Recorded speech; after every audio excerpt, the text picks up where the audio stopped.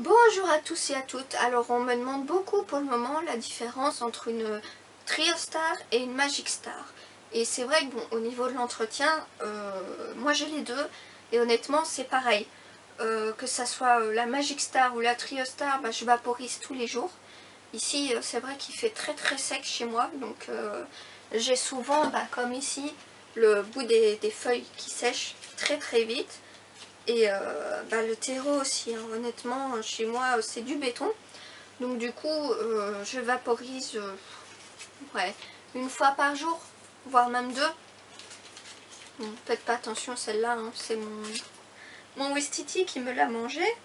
Et au niveau de l'arrosage, je suis à peu près à 2 fois semaine.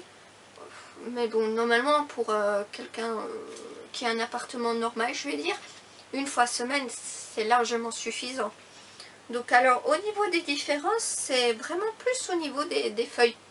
Bon, le prix est vachement différent, je le sais, parce que ce matin, une dame m'a demandé pourquoi est-ce que ma grande Trio Star, je la vendais presque 30 €, alors qu'en magasin, ça se vendait 10 €. Quand je lui ai demandé une photo, c'est une Magic Star qu'elle m'a montrée. Donc c'est vrai que la Magic Star, elle est vachement moins chère. C'est pas du tout pareil.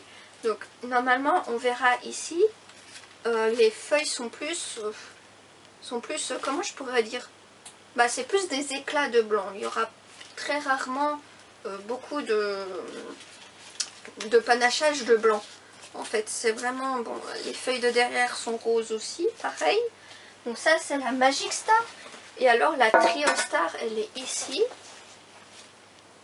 Et comme on peut voir, la différence au niveau des feuilles, c'est qu'il n'y a pas du tout d'éclat de blanc. Donc normalement, si je les mets l'une à côté de l'autre, hein, on voit bien la différence. Celle-là, c'est bien la Trio Star. C'est ça, oui. Je me trompe moi aussi parfois. Donc on voit bien, la différence, elle est flagrante en fait. Il n'y a pas du tout d'éclat de blanc. C'est vraiment soit de grandes parties blanches, comme ici, ou même ici, normalement, la plus vieille. Voilà. Et ça arrive qu'il n'y en ait pas du tout. Hein. J'ai des feuilles, par exemple ici, où il n'y a pas du tout de blanc. C'est vraiment... c'est au bon vouloir de madame et de l'exposition. Par contre, effectivement, la Magic Star, soit vous avez, oui, pas mal de blanc, ou alors vous avez les petits éclats. Je sais pas si vous allez voir. Après, je préfère la Magic Star. Hein. Franchement, elle est beaucoup plus jolie. À mon goût. À mon goût. Donc, au niveau de l'entretien, je vous en ai parlé. Moi, tout ce qui est calathée, en fait, toutes mes plantes sont en pot en terre cuite. Hein. Donc, j'en ai pas mal qui me disent, oui, comment tu fais chez nous, ça réussit pas. En fait, tout dépend des personnes. C'est vrai que chez moi, il fait tellement chaud, comme j'ai dit. Là où, par exemple, elles sont, en hiver, il fait presque 30 degrés chez moi, au niveau du... Comment je peux appeler ça? De la mezzanine. Donc du coup, c'est vrai qu'elles sont pas vraiment d'hiver. Et celle-ci d'ailleurs, crève de soif la pauvre. Et je sais pas si vous allez voir là, mais j'ai un tout petit bébé qui pousse. Et j'ai celle-ci aussi qui est nouvelle. Donc ça se plaît, hein.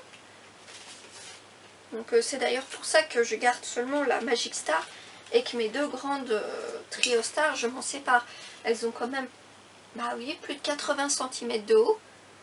Donc, à savoir que celles-là, on les appelle vraiment les plantes vivantes. Elles ont vraiment ce nom, c'est vraiment magique, dans le sens où la journée, leurs feuilles, le port est vraiment comme ça, tombant, très, oui, très tombant. Mais dès que le soir arrive, en fait, elles vont vraiment, et on les entend, c'est ça le plus marrant, quand il n'y a pas de bruit, c'est qu'on les entend se fermer, et du coup, en fait, le soir, celle-ci, par exemple, est comme ça.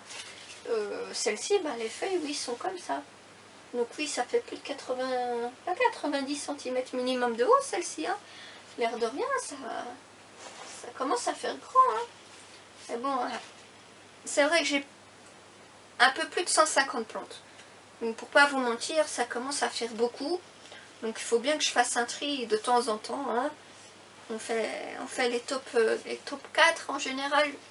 J'ai très dur à m'en séparer. Hein. Donc c'est vrai que je fais des top 4 et je vois celles qui reviennent le plus souvent, celles que l'on n'a plus la même passion quand on les a achetées. C'est vachement différent. Donc voilà, j'espère que j'aurai répondu à la question de quelle est la différence entre les deux. Et n'hésitez pas hein, à venir me poser des questions. C'est sûr que c'est en posant des questions qu'on apprend le plus. Hein, donc je pense sortir une vidéo normalement cette semaine d'ailleurs. Cette semaine. Et faire peut-être un petit tour au niveau des plantes. Vous montrer un peu mes chouchous comme on dit. Et je vous retrouve d'ici quelques jours et je vous dis au revoir.